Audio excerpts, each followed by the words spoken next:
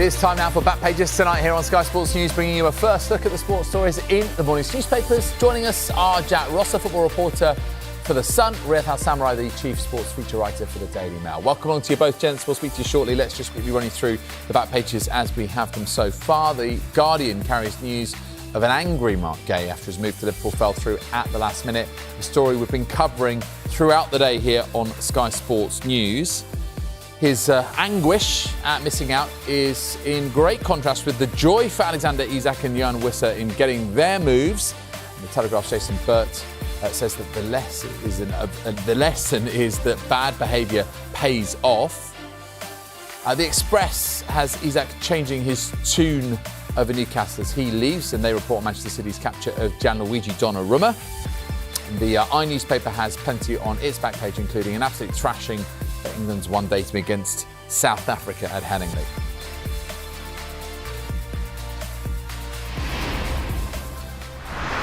Plenty to discuss then with our guests, Jack Rosser and Riyadh Al-Samurai. Welcome once again, guys. Well, we've got to start off with the fallout from transfer deadline day. So here we are more than 24 hours on, but it still feels, in a weird sort of way, it's simmering because there is this feeling of, at some points, unseemly fallout, particularly at Crystal Palace, who've obviously had an eventful summer. Let's put it that way, with rows aplenty with various people. Jack, if I can start off with you, how do you feel, and what's your take on the way that this fell apart? I know it was on, the borderline, 50-50 for Guehi, but it did feel like it was disarray and real discontent at Selhurst Park at the end. Yeah, it sounds like quite a fraught day for Crystal Palace, especially internally, and they're going to have to pick the pieces up. It's been an unhappy summer, like you said, all the way along. Towards the end of last season, their most successful season in their history, winning their first ever piece of silverware under Oliver Glasner. Towards the end of that, Steve Parish was speaking about learning the mistakes from last summer, the year before, when they moved slowly, they were passive, they did deals late, as they always have done at Crystal Palace, and they had a very, very slow start to the season. And just as we got into this one, they were building up to the Community Shield, which they obviously won that as well, 2 trophies, one off the other quite quickly. And Oliver Glasner was laid it bare and just said, we've not done what we said, we've not done what I was promised, we've been passive, we've been slow again, and it really could cost us. And he's not someone that hides his opinion, and he's been deeply unhappy with the way things have gone. And it just feels like that moved to almost, not quite, but almost breaking point. Yesterday, everyone's reporting, there's a lot of understanding that Glasner really put his foot down. He was very clear after the win at Aston Villa over what he wanted to happen, and that was that Marc Guehi wouldn't go. And then yesterday was just an absolute roller coaster of waking up and it's not happening, then it's happening, then it's not, and then it's all agreed, the medical's done, and then even while Marc Guehi's in there, the plug gets pulled and suggestions that it could be revived. It's going to be such a difficult day for a player like Marc Guehi. It would have been a huge move for him. But I think really this whole idea that he's missed out completely on a dream move, we probably need to move away from that. He's 25. He's got the pick of probably Europe's best clubs next summer. He's captain of a Premier League team. He's England international. He is going to be okay eventually. The more interesting thing, I think, at Palace is how that relationship is now between Steve Parish and Oliver Glasner, whether they're getting on fine now that Guehi stays and the manager is happy for a bit, or whether they move on from here or not. He's out of contract, just like Marc Guehi, next summer, and has shown no sign of signing a new deal anytime soon. So I think that's where the real worry is for Palace, because he's made such a difference to that club. Yeah, you mentioned the 2 trophies they won in relatively quick succession, I guess, end of one season, start of the next, so win-win. But weirdly, Riyadh, this situation feels a little bit lose-lose-lose. Marc Guehi, because he was towards the end really keen on going and then doesn't get the move. Oliver Glasner, with all of his frustrations this window and having to try and take a decisive role in stopping, losing Marc Guehi, and then, the situation on losing the money as well, because they now won't receive a transfer fee for the player unless, in some bizarre scenario, he goes in January for a fee. Guehi doomsday scenario became the best option for Palace. What's your view on it? I think just adding really to what Jack said there, it's incredible just how quickly the air's gone out of the balloon there. I think I'd still, in addition to Eze, the situation with Glasner, with Guehi, the Europa League situation, I still find fairly unpalatable. Actually, I think it was an extraordinary judgment that went against them, and we've seen what the precedent is elsewhere, the manoeuvres others have taken. So to go from the mood at Wembley to what it is now is remarkable. I think for Guehi, one of the things I find interesting about this, and it's not searching overly hard to go and put a positive slant on what's clearly going to be an unhappy situation for him, as we've seen on a couple of the back pages there. But we are talking about a World Cup year. Now, if he was to go to Liverpool, Konate is plainly the weak link in that central defence, but he had a very good performance at the weekend against Arsenal. Then you've got Van Dijk. Is there a guarantee that he's going to get into that starting 11? Because I'm not so sure there is. So seeing out this season at Crystal Palace, where he's the captain, he is going to be a regular starter. He's going to continue to look fantastic because he really is a brilliant player. It might not actually be the worst thing in the world for him. I think the bigger picture there is what's going to remain of the relationship between Parish and Glasner. I was at the game the other night, Sunday evening at Villa Park. The way Glasner spoke after it, he didn't hold anything back whatsoever. I think he must have answered 4 or 5 questions on it, full answers as well. We cannot afford to lose this player. Our entire season depends on it. Those aren't sort of standardized messages from a manager to his club. And Parish has to look at this from the point of view of £35 million for a elite centre half who could probably get in most defences across Europe. It's not obviously a good fee. Losing him for nothing in the summer is also going to be exactly what we'd expect it to be. It would be a horrible scenario for them. But you don't want you want to go through this season with him.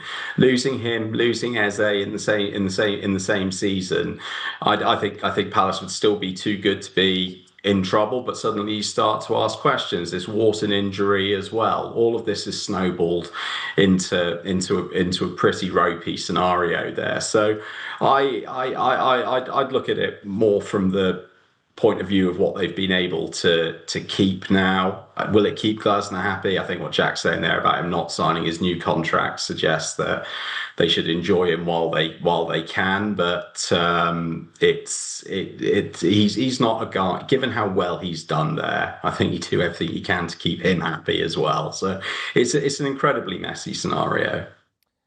And of course, Marc Guehi's conduct in terms of playing for, captaining, and of course scoring memorably for Crystal Palace at Villa Park on Sunday night is in stark contrast with the conduct of both Alexander Isak and Yoane Wissa. If we head to The Sun, your paper, Jack, the behaviour of Isak has even drawn the wrath of the great Geordie hero Alan Shearer, who has slammed striking stars like Alexander Isak for making mugs out of fans, writes Gary Stonehouse. Interesting that he points out here in his piece, Gary, that Isak tried to claim he would be forever grateful to the Magpies. A Newcastle statement announcing his departure was 37 words long. What about this player power point?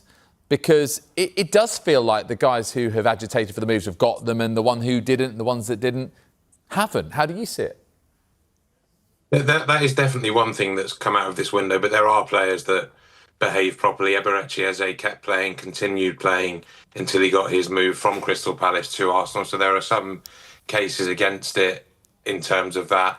I don't know whether Guehi going on strike, it's just not in his character at all to do that. And it's something that will further attract clubs next summer for him, that's not in his character. But broadly, it's worked for a few players. It's not a good look for any of them, I don't think. Obviously, it's not stopped them getting these moves, but it's not a nice thing for fans to see. Fans pour their heart and soul and their money into these clubs and don't feel that the players reciprocate that every now and then. They maybe see them kiss the badge and think that they believe in this, but it quickly turns around. Whether Isak had got the move or not, maybe it would have flipped quite quickly again, and he could have been adored by the fans at St James's Park after a couple of goals. I don't think the players would have ostracised him at all, because it could be them in a year's time trying to force their way out and find a move elsewhere. But I think Alan Shearer almost hits the nail on the head, whether it's the tone of getting the move done and that's how you have to do it now. I don't think that's quite right. But those that did it, it's really not a very good look at all. Also looking at a piece in the Telegraph from our friend of the show, Jason Burt, who's chief football correspondent there. I mean, he doesn't mince his words, Riath. I mean, if I just read out the first paragraph, the transfer window is broken, are his opening words. How else to describe a system in which players effectively go on strike to try and force a move, and there are disputes over gentlemen's agreements with arguments that they are there only to be reneged on? How is that good management? Jason, as I say, not pulling any punches here. Would you go as strong as that, or do you think it's just this in window and or do you think there's something more endemic in football about the way that the players hold the power and are now going to their own platforms to try and wield it? I think it's a really good piece that Jason's written there, and I'm inclined to share the point. I think what Isak's done this window, I think it reflects dreadfully on him. Same with this. Though. I mean, they're kind of portraying themselves semi-ludicrously as freedom fighters in all of this. You're not, guys. You're earning absolute fortunes on massive contracts. Now, I've said on this show previously, I have a degree of sympathy for players and their dynamics with clubs. Right? They're treated like commodities. They can be sold at a moment's notice when they're coming through a system. As kids, they're looking left and right at mates getting released and sort of dumped. And we talk a little bit about aftercare, but let's face it, it's not really an equitable relationship. So when they do have a chance to have a little bit of power, I don't tend to begrudge them it. But what I would say is that clubs, when they're getting rid of a player, they pay up their contract or they sell them into another contract, which is presumably pretty lucrative.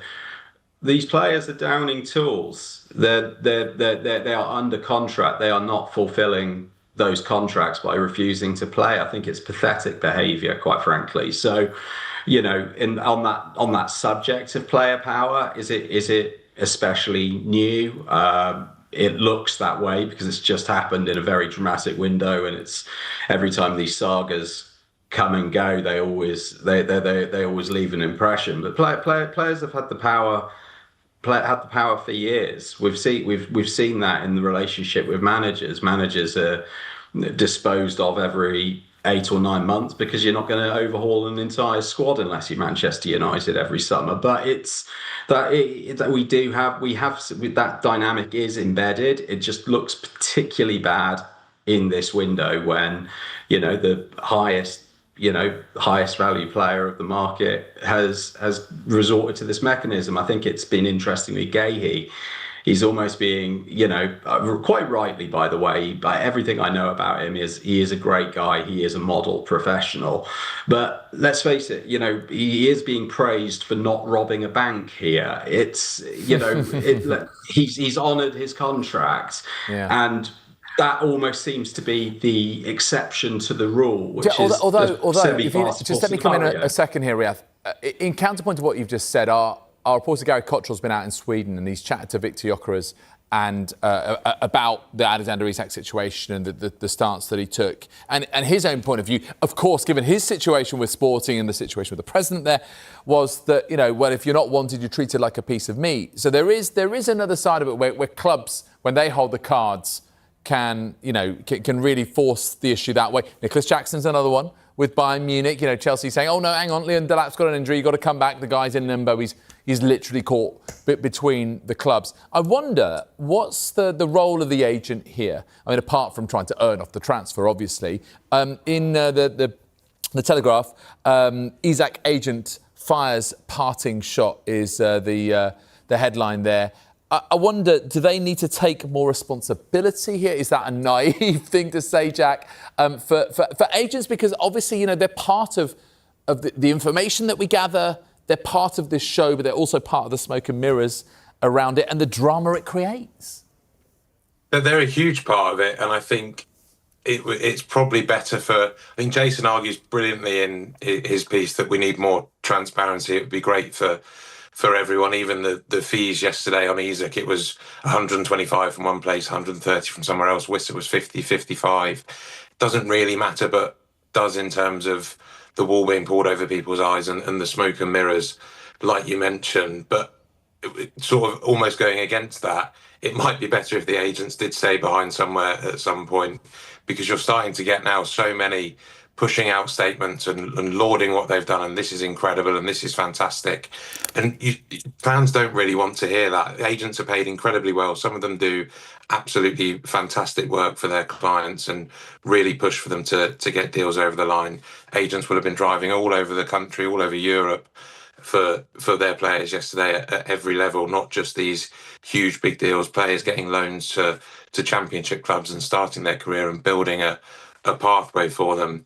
But I do think we could do with some agents just checking their privilege a bit every now and then and not having to insert themselves into the stories on top of absolutely everything else, because sometimes the advice isn't sound. The advice maybe and we don't know if this is exactly the case for some of these players, but some of them will have been advised to go on strike and just calm down there. We live in hope, Jack. We live in hope. Obviously, we can take a break now because it's a while till we open that January window. OK, thanks for the moment, gents. We're going to take a quick break. And when we come back, we'll look at coverage of Gianluigi Donnarumma's late move to Manchester City and the flip side of the transfer windows and mega money deals covered in the Telegraph. Football's free agents in the spotlight.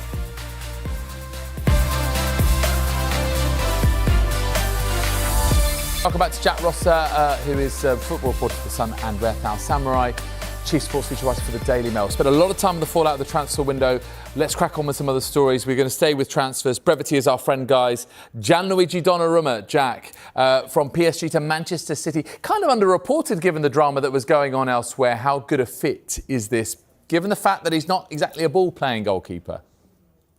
It's incredible, isn't it? This sort of, one of the biggest clubs in the Premier League won so many titles, signing the goalkeeper that won the Champions League last season, and everyone's almost just shrugged because of everything else that is going on. It's a really interesting signing. There's been a lot of talk that maybe he was the stats were padded a bit by Ligue 1 and he was just impressive in the Champions League and he's not great with his feet, and we'll see what it is. But he's a huge presence in goal and a real character. We've seen that when he plays for Italy, so successful, especially at times against England. It's going to be very hard to fill the boots of Ederson. He's someone that, along with Alisson, has come to the Premier League and changed the role of a goalkeeper across the league almost. You get so many clubs now trying, and a lot of them failing, to go back down that route and follow the path that Ederson and Alisson have gone on. So he's a huge player to come in and replace. But in Donnarumma, they've got someone that's got the character to probably come in, stand up and do that. It's going to be interesting to see how he fits into City's more high-risk style, maybe to have the work with the ball at his feet under the microscope a bit more in the Premier League for people that wouldn't have watched him so much in France. But it is a huge deal, and like you said, it says everything about this window that barely anyone noticed. Just briefly, Riyadh, the fee, lower than maybe you might have expected, or was it just PSG getting desperate? I think it's an outstanding deal for City. I think going to what Jack's saying about the ball at his feet, to kind of look at social media, it's almost like this guy's playing in moon boots or something. He's actually not at all bad with his feet. He just isn't Ederson, or to follow the trend, he's not Franz Beckenbauer. Look, the guy is an outstanding goalkeeper. It's a brilliant fee. He's 26 years old, and he's also a leader going into a group that's lost De Bruyne. It's now lost Gundogan as well. So he's actually, in terms of his technical ability, he is a fabulous goalkeeper, and in terms of what he's going to add to that winner's mentality in a squad that looks like it needs to remember a little bit of that, I think it's a superb bit of signing for City. Let's have a look at a piece on the inside page of the Daily Telegraph. Boot camp helps clubless footballers still chasing dreams. This is a pre-season sort of training camp with the PFA. The likes of Ravel Morrison, Connor Wickham involved. What do you make of this, Jack, in terms of, almost a bit of a last chance saloon? But Conor Wickham is still only 32. He's still got plenty to offer the game. And they need these chances, these players. It's a really nice story, actually. And they're down there on deadline day while all this is going on with Isak right at the top end. You've got players really doing all of they can to prolong their careers and keep them going. I noticed this camp that was going on a week or two ago and just thought that's a nice thing to happen. And then you go down that list and look at the names that are there, and it is really quite surprising because these are players that haven't had stellar, incredible careers. They wouldn't be there if they did, but have had very, very good, solid professional careers. Barini, Wickham, I think it says in there, has got 120 appearances in the Premier League. They're not doing this for the money. They're doing this to keep on going and keep enjoying football. And it sounds like there's a really nice atmosphere at a camp like this. They're playing some decent teams. I think they played Brighton today or yesterday in a match, and it's a fantastic place for lower league clubs to come and find some real talent, and a good place for these players to find somewhere to go and get a lot of eyes on them in one go almost. Briefly, Ref, what do you make of the initiative? Yeah, I think the sort of answers there in Tom Gibbs' piece, which is Jack says is a lovely read. I think they said something like 100 players got put back into circulation last season. I think they were already up to 50 going into the final week of it this time round as well. So look, it's clearly a positive thing, and almost going back to our answers about how well treated footballers are, they do get dropped out of the game, they do get forgotten very, very quickly. The treadmill moves on, so anything that sort of puts them back into a spotlight, puts them back in front of elite level scouts, is obviously only going to be a good thing. OK, let's quickly squeeze in a bit of cricket. Back page of the Eye, England's 7-wicket defeat to South Africa in the first of 3 one-day internationals. You've got to feel for Sonny Baker today's 0 for 76 off 7 overs, Jack. That was painful. But, is he in an environment that will just take care of this for the next ODI at Lord's? It's a horrible start, isn't it? And I think he's in an environment where he's almost been set up to fail here. You've got a batting lineup that was very strong and didn't really deliver, but you've also got a team coming that has had the Test series straight into the 100 after a couple of days or even just a day, and from the 100 straight into a more longer form version of the game. And it just seems like cricket really is struggling to answer this way to help players. I think there was talk of needing time to adjust. They aren't given that time to adjust. Obviously, the players are getting more and more money to fit into this system and need to work out a way to deal with it. But players like Sonny Baker, who have had no real experience at this level, no exposure, are really being asked to do some quite difficult things at such a young age as well. Yeah, absolutely. 22 years of age, has impressed with Hampshire and in the 100 with Manchester Originals and did England Lions. So hopefully he will bounce back for this after this. Yeah, sad stat of being the most expensive England bowler on ODI debut, 0 for 76 off his 7 overs. Just we've run out of time, but it's been, as always, a really insightful conversation with you both, Jack and Riath. We'll see you again very, very soon, I am sure. If you missed any of the show, another chance to see Back Pages tonight at 5:30. The show's also available as a podcast. Just download Back Pages, Apple, Spotify, wherever you get your podcast. Plenty more to come here on Sky Sports News as we continue to chat about the biggest transfer of the window, Alexander Isak to Liverpool.